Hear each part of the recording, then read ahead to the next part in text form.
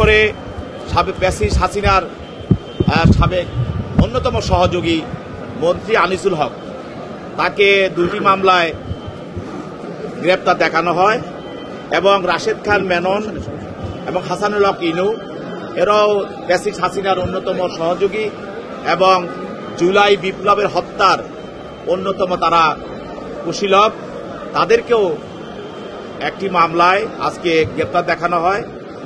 আর আরেকজন আপনারা জানেন আইসিটি মন্ত্রী জুনায়েদ আহমেদ পলক, যিনি সারা দেশে ইন্টারনেট বন্ধ করে দিয়ে হত্যাযজ্ঞ চালিয়ে যাওয়ার জন্য সহায়তা করেছিল, সে জুনায়েদ আহমেদ পলক এবং একজন কমিশনার সলিমুল্লাহ ছলু এবং সাবেক একজন এমপি ঢাকারই সাদেক খান, তাদেরকেও এই আজকে মোহাম্মদপুর একটি থানা মামলায় গ্রেপ্তার দেখানো হয়।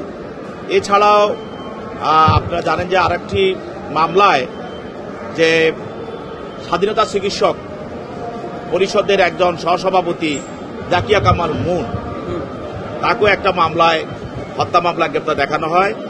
আর 2জন নেতা, একজন হল মোহাম্মদ জামাল মুস্তফা, উনি সভাপতি কাপুল থানা আওয়ামী লীগ, এবং রোকেয়া জামান, তিনি সাংগঠনিক সম্পাদক উত্তর মহিলা লীগ, ঢাকা উত্তর মহিলা লীগ।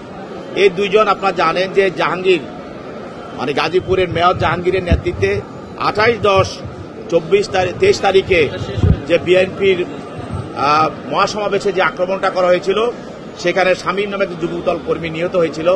এই ঘটনার সঙ্গে তারা প্রত্যক্ষ পরোক্ষভাবে জড়িত থাকার কারণে তদন্তকারী কর্মকর্তা তাদের জন্য 7 দিনের রিমান্ড প্রার্থনা করেন।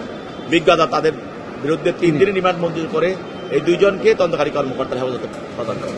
আজকে জানেন যে পল্টন থানা, মোহাম্মদপুর থানা, সূত্রাপুর থানা, এই 3টি থানায় পৃথক পৃথক থানায় আজকের আসামিদেরকে সোনারেশ দেখানো হয়েছে এবং এই মামলা এই আসামিদেরকে যারা গত সরকারের মন্ত্রী ছিলেন, এমপি ছিলেন এবং সচিব ছিলেন, তাদেরকে এই মামলাগুলিতে বারবার সোনারেশ দেখানো হচ্ছে এবং গ্রেপ্তার করা হচ্ছে, রিমান্ডে নেওয়া হচ্ছে।